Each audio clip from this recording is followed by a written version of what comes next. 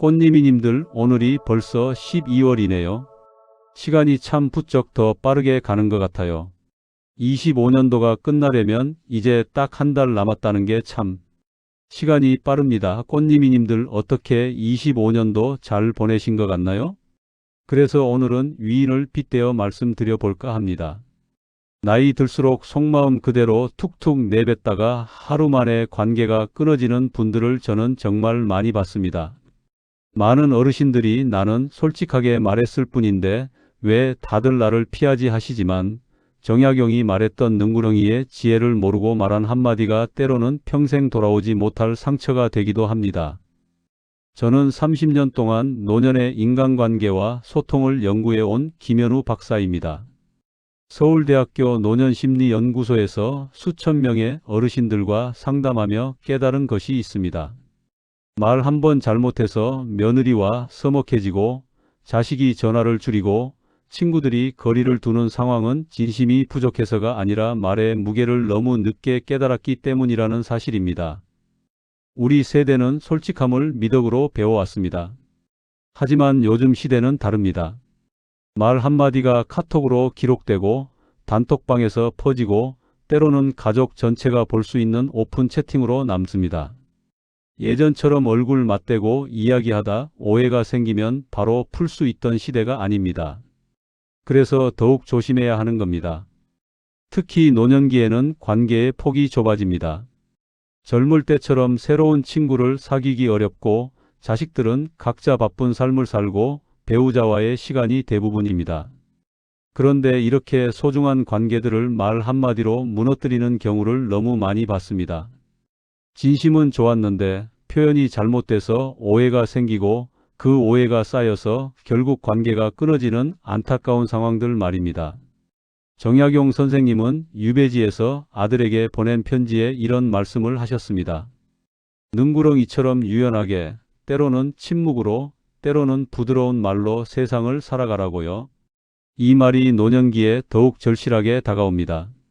나이 들수록 우리는 더 많은 경험과 지혜를 가지고 있지만 그것을 표현하는 방법에서는 오히려 서툴러질 수 있습니다. 여러분은 혹시 말 때문에 오해나 서운함을 겪고 계신가요? 그렇다면 오늘 이 영상이 큰 도움이 될 겁니다.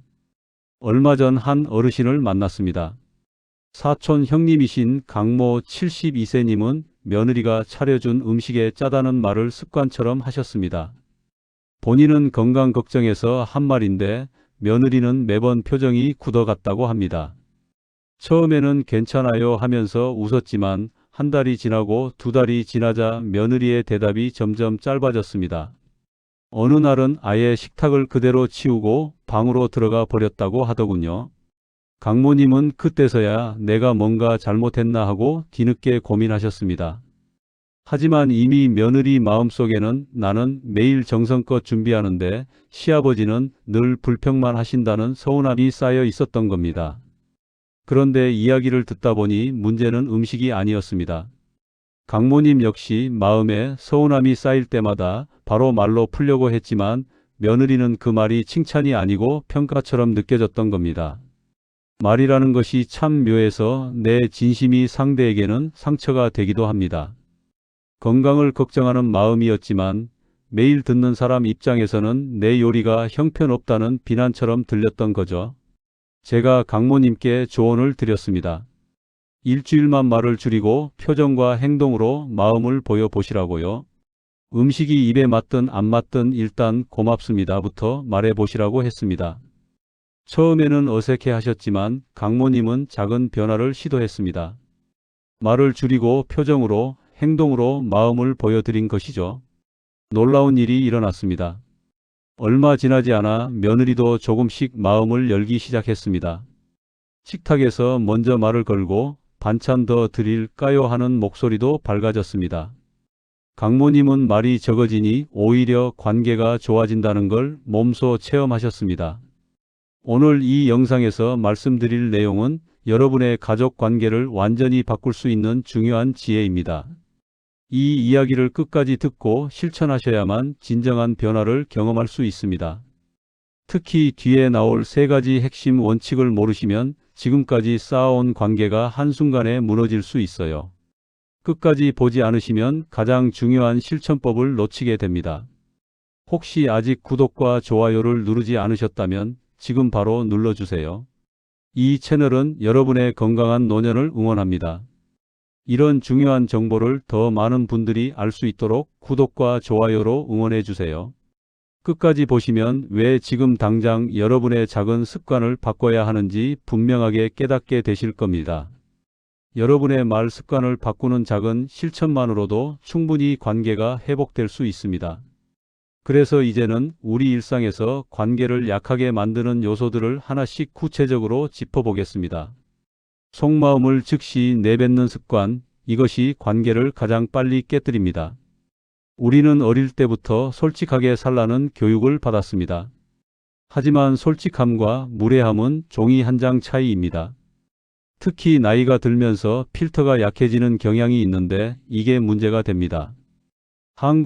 한국노년심리연구소에서 실시한 대규모 조사 결과를 보면 부모와 자녀 간 갈등의 63%가 순간 감정으로 한 직설적 표현에서 시작된다고 합니다. 화가 나거나 서운할 때 그 감정을 바로 말로 쏟아내는 순간 관계에 금이 가기 시작하는 겁니다. 제가 상담했던 정미자 68세님 이야기를 해드리겠습니다. 정미자님은 평소 사위와 관계가 좋았습니다. 그런데 어느 날 명절에 사위가 늦게 오자 마음이 서운했습니다. 다른 집 사위들은 일찍 오는데 왜 우리 사위는 늦게 오냐고 딸 앞에서 말씀하셨습니다. 딸은 그 자리에서 아무 말 안 했지만 집에 가서 사위에게 그 이야기를 전했습니다. 사위는 그날 회사 일 때문에 어쩔 수 없이 늦었던 건데 장모님이 자기를 게으른 사위로 본다는 생각에 마음이 상했습니다.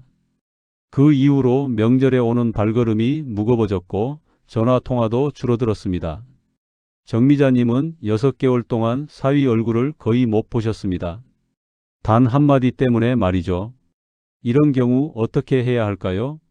말하고 싶은 순간 3초만 멈추고 상대의 표정을 먼저 살피는 연습부터 하십시오. 3초는 짧지만 그 시간 동안 내가 지금 하려는 말이 정말 필요한 말인지 상대가 어떻게 받아들일지 생각할 수 있습니다. 여기서 주의하실 점은 참는다고 해서 속으로 억누르라는 뜻이 아니라 표현의 방향을 바꾸라는 뜻입니다. 서운한 마음은 솔직하게 말해야 합니다. 하지만 타이밍과 표현 방식을 조절하는 겁니다. 화가 났을 때 바로 말하지 말고 조금 진정된 후에 나는 이런 점이 서운했어요 라고 나 중심으로 말하는 겁니다. 여러분은 감정이 올라올 때 바로 말하는 편인가요? 만약 그렇다면 오늘부터 3초 룰을 실천해 보세요. 이 작은 습관이 여러분의 관계를 완전히 바꿀 수 있습니다. 진심을 솔직히 말하는 것이 항상 좋은 결과를 만드는 것은 아닙니다. 오히려 때로는 독이 될 수 있습니다. 노년관계 심층조사 결과를 보면 놀라운 사실이 있습니다. 솔직한 말이 오히려 관계 악화를 일으킨 경우가 10건 중 7건이었다고 합니다. 김성훈 70세님 사례를 말씀드리겠습니다. 김성훈님은 오랜 친구들과 매달 한 번씩 모임을 가지셨습니다. 어느 날 모임에서 손자가 대기업에 입사했다는 기쁜 소식을 전하셨습니다. 다들 축하해줬지만 옆에 앉은 친구 한 분은 표정이 어두웠습니다. 알고 보니 그 친구 아들은 아직 취업을 못한 상태였습니다. 그날 이후로 그 친구는 모임에 나오는 횟수가 줄었습니다. 김성훈님은 나중에야 자신의 기쁜 소식이 친구에게는 상처가 됐다는 걸 깨달았습니다. 진심으로 기뻐서 한 이야기였지만 상대방 상황을 고려하지 못한 게 문제였던 겁니다. 기쁜 일도 상대의 상황을 가볍게 살핀 뒤 나누는 것이 훨씬 좋습니다. 모임에서 자랑하고 싶은 마음은 이해합니다. 하지만 그 자리에 있는 모든 사람의 상황이 다르다는 걸 기억해야 합니다. 누군가에게는 축하할 일이 누군가에게는 부담이 될 수 있습니다. 기쁨은 나눌수록 좋지만 비교가 들어가면 칼이 됩니다. 내 손자는 이렇게 잘하는데 내 자식은 이렇게 성공했는데 이런 식의 이야기는 듣는 사람에게 상처를 줍니다. 특히 노년기 모임에서는 자식 자랑, 손자 자랑이 자연스럽게 나오는데 이때 정말 조심해야 합니다. 혹시 나의 기쁜 이야기가 누군가에게 부담이 되었던 적 있으신가요? 만약 그런 경험이 있다면 앞으로는 좀 더 신중하게 이야기를 나눠보세요. 기쁜 일은 진짜 가까운 사람에게만, 그것도 상대 상황을 먼저 살펴보고 나누는 것이 지혜입니다. 배우자에게 감정을 쏟아내는 말, 이것은 가장 깊은 상처가 됩니다. 오랜 세월을 함께 살다 보면 서로에게 편해집니다. 편하다는 것은 좋은 것이지만 때로는 무례함으로 이어지기도 합니다. 다른 사람에게는 절대 하지 않을 말을 배우자에게는 쉽게 합니다. 장기 결혼 부부를 대상으로 한 조사 결과 부정적 언어가 반복되면 신뢰가 급격히 무너진다는 사실이 밝혀졌습니다. 한두 번의 거친 말은 넘어갈 수 있습니다. 하지만 그것이 매일 반복되면 마음속에 상처가 쌓입니다. 박수정 74세님은 배우자에게 그때 당신이 라는 말투를 자주 쓰셨습니다. 그때 당신이 내 말을 들었어야지, 그때 당신이 그렇게 하지 말았어야지, 이런 식으로 과거를 자꾸 들춰냈습니다. 처음에는 배우자분이 참았지만 시간이 지나면서 지쳐갔습니다. 어느 날 배우자분이 말했습니다. 나는 이제 더 이상 당신과 이야기하고 싶지 않아요. 무슨 말을 해도 과거 이야기로 돌아가니까요. 그날부터 둘 사이의 대화가 끊어졌습니다. 같은 공간에 있어도 말이 없는 부부가 된 겁니다. 과거를 들춰내는 말 대신 오늘 고마웠던 한마디를 먼저 말해보세요. 오늘 밥 맛있게 해줘서 고마워요. 오늘 설거지 해줘서 고마워요. 이런 작은 감사 표현이 관계를 살립니다. 고마운 표현은 어색해도 꾸준해야 합니다. 처음에는 민망하고 쑥스러울 수 있습니다. 하지만 매일 하다 보면 자연스러워집니다. 여러분은 배우자에게 마지막으로 감사 인사를 언제 하셨나요? 오늘 저녁 식사 후에라도 고마워요 한마디 해보세요. 그 한마디가 얼어붙은 관계를 녹일 수 있습니다. 옛날 방식의 조언, 이것은 요즘 세대에게 설교처럼 들립니다. 우리는 경험이 많습니다. 살아온 세월이 길고 겪어본 일도 많습니다. 그래서 자식들이나 손자들에게 조언하고 싶은 마음이 큽니다. 하지만 그 조언이 때로는 잔소리가 되고 간섭이 됩니다. 청년층을 대상으로 한 조사에서 충격적인 결과가 나왔습니다. 부모님의 조언 중 74%가 부담으로 느껴진다는 겁니다. 도움이 되기는커녕 스트레스가 된다는 거죠. 왜 그럴까요? 조언의 내용이 나쁜 게 아니라 전달 방식의 문제입니다. 이정화 67세님은 손자가 방학 때 집에 오면 하루 종일 게임만 한다고 걱정하셨습니다. 어느 날 참다 못해 손자에게 게임 좀 그만해라. 그렇게 놀기만 하면 나중에 어떡하려고 그러니라고 말씀하셨습니다. 손자는 그 말을 듣고 방문을 쾅 닫고 들어가 버렸습니다. 이정화님은 손자가 걱정돼서 한 말인데 왜 저렇게 반응할까 속상해 하셨습니다. 하지만 손자 입장에서 생각해보면 다릅니다. 게임은 요즘 청소년들에게 스트레스 해소 수단입니다. 친구들과 소통하는 창구이기도 하고요. 그런데 어른들은 무조건 게임은 나쁘다고 생각합니다. 조언보다 공감을 먼저 건넬 때 관계가 살아납니다. 게임하는 거 재밌어 보이네. 요즘 무슨 게임 하니? 이렇게 먼저 관심을 보이는 겁니다. 그러면 손자가 마음을 열고 이야기합니다. 그때 자연스럽게 눈 건강도 챙기고 공부도 해야지 라고 말하면 훨씬 잘 받아들입니다. 충고는 요청받았을 때만 하는 것이 좋습니다. 상대방이 도움을 청하지 않았는데 먼저 조언하면 간섭이 됩니다. 특히 자식이나 손자는 자기 인생을 스스로 살고 싶어 합니다. 우리가 아무리 경험이 많아도 요즘 시대는 우리가 살던 때와 다릅니다. 혹시 손자나 자식에게 조언했다가 문득 후회하신 적 있나요? 그렇다면 앞으로는 조언보다 경청을 먼저 해보세요. 상대방 이야기를 끝까지 듣고 그래 내가 그렇게 생각하는구나 하고 인정해 주는 것만으로도 충분합니다. 돈, 집값, 연금 이런 숫자 이야기는 노년에 가장 많은 갈등을 부릅니다. 시니어 관계 스트레스 조사 결과를 보면 경제정보 공유로 인한 갈등이 2위를 차지했습니다. 특히 친한 친구 사이에서 돈 이야기가 나오면 관계가 미묘해집니다. 최영택 71세님은 국민연금 이야기를 하다가 본인이 받는 연금 액수를 지인에게 말했습니다. 그 지인은 다른 사람에게 또 이야기했고 결국 동네에서 소문이 퍼졌습니다. 최영택님은 괜히 돈이 좀 있다는 소리를 들으면서 여러 가지 부탁을 받게 됐습니다. 돈 빌려달라는 이야기도 들었고 식사 자리에서는 늘 본인이 계산을 해야 했습니다. 숫자 이야기는 정말 조심해야 합니다. 내가 얼마 받는다, 집값이 얼마 올랐다, 자식이 얼마 벌다, 이런 이야기는 듣는 사람에게 부담을 줍니다. 나보다 많이 받으면 부러움과 질투가 생기고 나보다 적게 받으면 동정과 우월감이 생깁니다. 어떤 경우든 관계에 좋지 않습니다. 적당히 나와요, 그저 그래요 라는 표현으로 모호하게 답하는 연습을 하십시오. 누가 연금 얼마 받으세요 하고 물으면 그냥 적당히 나와요 하고 넘기는 겁니다. 구체적인 숫자를 말할 필요가 없습니다. 가까운 가족이 아니라면 더더욱 그렇습니다. 숨기는 것이 아니라 스스로를 지키는 방법입니다. 모든 걸 솔직하게 말하는 게 좋은 관계를 만드는 건 아닙니다. 때로는 적당한 거리를 유지하는 것이 서로를 편하게 만듭니다. 혹시 숫자 이야기로 불편함을 겪으신 적 있으신가요? 그렇다면 앞으로는 좀 더 신중하게 대답하세요. 말로 가르치려 할수록 관계는 멀어지고 보여주는 삶일수록 관계가 가까워집니다. 이게 마지막이자 가장 중요한 원칙입니다. 가족관계 조사 결과 말보다 행동으로 모범을 보인 경우 자녀의 긍정적 반응이 2배나 높았습니다. 김은호 73세님은 자식들에게 늘 운동하라고 말씀하셨습니다. 건강 챙기라고, 살 빼라고, 병원 가라고 잔소리를 했습니다. 하지만 자식들은 듣는 척도 안 했습니다. 오히려 아버지는 왜 남 일은 그렇게 잘 아세요 하면서 반발했습니다. 김은호님은 어느 날부터 말을 멈췄습니다.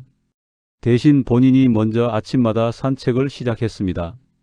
처음에는 혼자 나갔는데 한 달쯤 지나니까 아들이 같이 나가겠다고 했습니다. 아버지가 꾸준히 운동하는 모습을 보고 감동받은 겁니다. 이제는 아버지와 아들이 매일 아침 함께 산책합니다.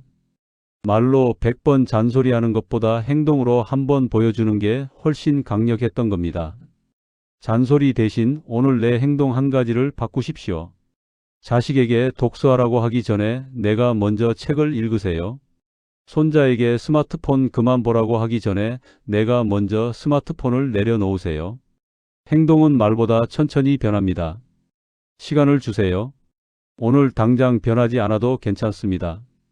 꾸준히 보여주다 보면 언젠가는 따라옵니다. 요즘 가족에게 보여주고 싶은 내 모습은 무엇인가요? 그 모습을 먼저 실천해 보세요. 이제 다음 장에서는 말 대신 침묵이 어떻게 관계를 바꾸는지 좀 더 깊게 살펴보겠습니다. 침묵은 회피가 아니라 관계를 지키는 전략입니다. 많은 분들이 침묵을 소극적인 태도로 생각합니다. 아무 말도 안 하면 겁쟁이처럼 보인다고 할 말은 해야 한다고 배워왔습니다.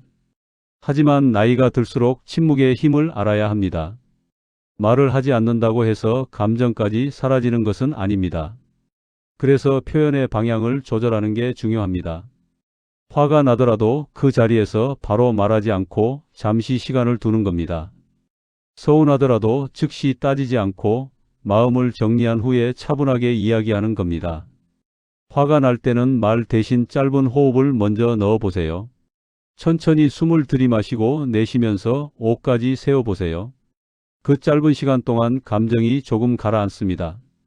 그리고 나서 정말 이 말을 지금 해야 하는지 다시 한번 생각해 보세요. 대부분의 경우 급하게 할 말이 아니라는 걸 깨닫게 됩니다. 여러분은 침묵을 전략으로 써본 적이 있으신가요? 만약 아직 시도해 보지 않으셨다면 오늘부터라도 연습해 보세요. 말하고 싶은 순간에 잠깐 멈추는 것만으로도 관계가 달라집니다. 시대가 변했습니다. 말이 기록되는 시대가 되었습니다. 예전에는 말이 공중으로 사라졌습니다. 얼굴 맞대고 이야기하면 그 순간에만 존재했죠. 하지만 지금은 다릅니다. 카톡, 문자, 이메일, 단톡방, 음성 메시지 모든 것이 기록으로 남습니다. 카톡이나 단톡방에서 감정적으로 쓴 메시지는 평생 남을 수 있습니다. 누가 캡처해서 다른 사람에게 보여줄 수도 있습니다. 음성 메시지는 더 위험합니다. 내 목소리 톤, 감정이 그대로 담겨서 전달되기 때문입니다. 메시지는 짧고 부드럽게 필요한 말만 남겨두는 습관을 들이세요. 화가 나서 긴 문자를 보내고 싶을 때는 일단 메모장에 써보세요. 그리고 1시간 뒤에 다시 읽어보세요. 그러면 대부분 이렇게 보낼 필요가 없었네 하고 지우게 됩니다. 특히 가족 단톡방에서 조심하셔야 합니다. 며느리나 사위도 보는 단톡방에서 감정적인 메시지를 보내면 관계가 틀어집니다. 단톡방에서는 되도록 긍정적이고 간단한 메시지만 남기세요. 혹시 메시지 한 줄 때문에 후회하신 적 있나요? 그렇다면 앞으로는 보내기 전에 한 번 더 읽어보는 습관을 들이세요. 상대가 듣는 말과 내가 의도한 말은 언제나 다르게 전달됩니다. 이게 의사소통의 가장 큰 문제입니다. 나는 좋은 뜻으로 한 말인데 상대방은 나쁘게 받아들입니다. 왜 그럴까요? 같은 말이라도 듣는 사람의 상황, 기분, 과거 경험에 따라 다르게 해석되기 때문입니다. 말의 목적이 상대를 설득하려는 순간 관계는 경직됩니다. 내가 옳다는 걸 증명하려고 하고 상대방을 바꾸려고 하면 대화가 아니라 논쟁이 됩니다. 특히 부부 사이에서 이런 일이 자주 일어납니다. 나는 이렇게 생각하는데 당신은 왜 다르게 생각하냐고 따지게 됩니다. 상대의 입장에서 들릴 표현으로 한 번 더 바꿔보세요. 예를 들어 왜 그렇게 했어? 대신 무슨 일 있었어? 라고 물어보세요. 당신이 잘못했어. 대신 나는 이런 점이 속상했어. 라고 말해보세요. 이렇게 표현을 바꾸는 것만으로도 상대방의 반응이 완전히 달라집니다. 내 말투가 상대 입장에서 어떻게 들릴지 생각해 본 적 있으신가요? 오늘 저녁에 배우자나 자식과 대화할 때 한번 의식적으로 생각해 보세요. 내가 지금 하려는 말이 상대에게 어떻게 들릴지 잠깐만 상상해 보는 겁니다. 나이 들수록 관계는 넓이보다 깊이가 중요합니다. 젊을 때는 많은 사람을 만나고 폭넓은 인맥을 쌓는 게 중요했습니다. 하지만 노년기에는 다릅니다. 정말 중요한 몇 사람과 깊은 관계를 유지하는 게 훨씬 더 가치 있습니다. 너무 많은 관계를 관리하려 하면 오히려 지칩니다. 친구 모임도 여러 개 나가고 동창회도 가고 동호회도 나가다 보면 정작 중요한 사람에게 쓸 시간이 없습니다. 그리고 관계가 많을수록 갈등도 많아집니다. 꼭 지켜야 하는 단 한두 사람에게 진심과 시간을 쓰세요. 배우자, 가장 가까운 자녀, 평생 친구 한두 명, 이 정도면 충분합니다. 이 사람들과 깊고 진실된 관계를 유지하는 것이 여러 사람과 얕은 관계를 유지하는 것보다 훨씬 행복합니다. 지금 가장 지키고 싶은 관계는 누구인가요? 그 사람에게 오늘 전화 한 통, 문자 한 줄이라도 보내보세요. 오랜만에 차 한잔하자고 먼저 연락해 보세요. 작은 관심과 노력이 관계를 지킵니다. 복기지, 즉 하루의 말을 돌아보는 시간은 노년의 마음 건강을 크게 도와줍니다. 복기지는 돌아볼 복, 돌아갈 귀, 종이지 하루를 돌아보며 반성하는 시간을 말합니다. 조선시대 선비들이 실천했던 방법인데 지금도 매우 유용합니다. 자신을 비난하는 반성이 아니라 가볍게 돌아보는 습관이어야 합니다. 오늘 내가 한 말 중에 좋았던 것, 아쉬웠던 것을 생각해 보는 겁니다. 누구한테 상처 주지 않았나? 혹시 오해 살 만한 말을 하지 않았나 돌아보는 거죠. 잠들기 전 오늘 말한 것 중 좋았던 한 가지, 아쉬웠던 한 가지를 떠올려 보세요. 좋았던 말은 내일도 계속하고 아쉬웠던 말은 내일은 하지 않으려고 노력하는 겁니다.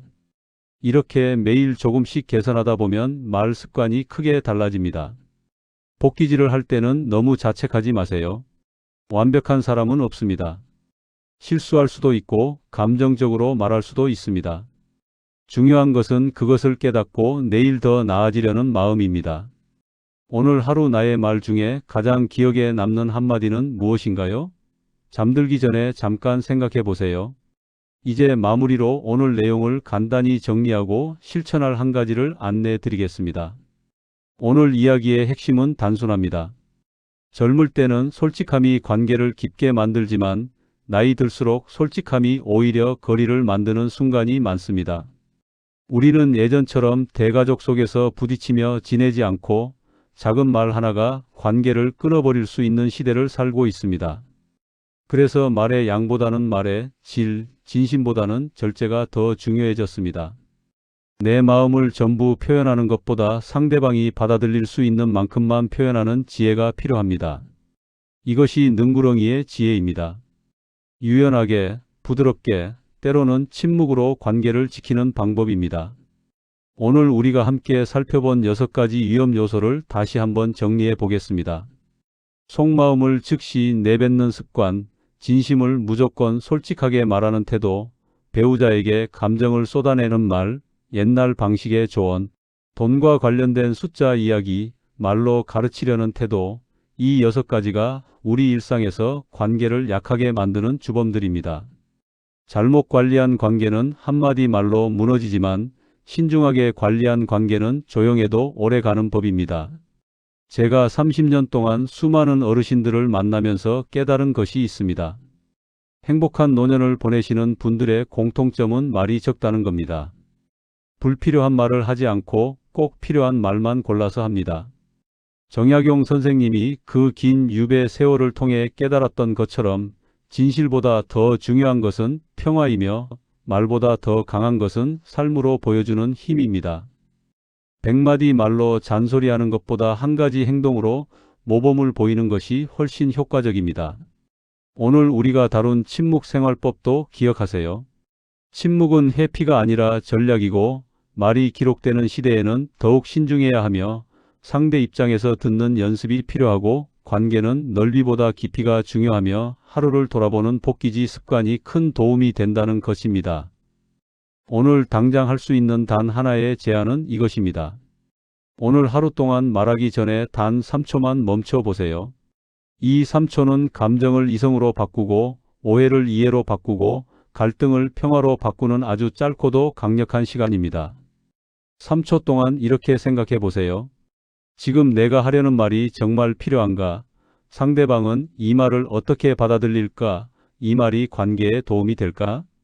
이 3가지만 점검해도 불필요한 갈등의 90%는 막을 수 있습니다. 처음에는 어색할 겁니다. 습관적으로 바로 말하던 게 몸에 배어 있으니까요. 하지만 일주일만 연습해 보세요. 일주일 후면 자연스러워지고 한 달 후면 습관이 됩니다. 그리고 석 달 후에는 여러분의 관계가 완전히 달라져 있을 겁니다. 강모 72세님처럼 며느리와의 관계가 회복될 수 있고 정미자 68세님처럼 사위와 다시 가까워질 수 있으며 김은호 73세님처럼 자식과 함께 산책하는 행복을 누릴 수 있습니다. 모두 작은 변화에서 시작됩니다. 다음 영상에서는 노년기 관계에서 절대로 하면 안 되는 말버릇 5가지를 구체적으로 알려드리겠습니다. 무심코 하는 말 중에 관계를 독처럼 갉아먹는 표현들이 있습니다. 그것들을 정확히 알고 피하는 방법을 알려드리겠습니다. 여러분은 오늘 내용의 어떤 부분이 가장 공감되셨나요? 댓글로 여러분의 경험과 생각을 나눠주세요.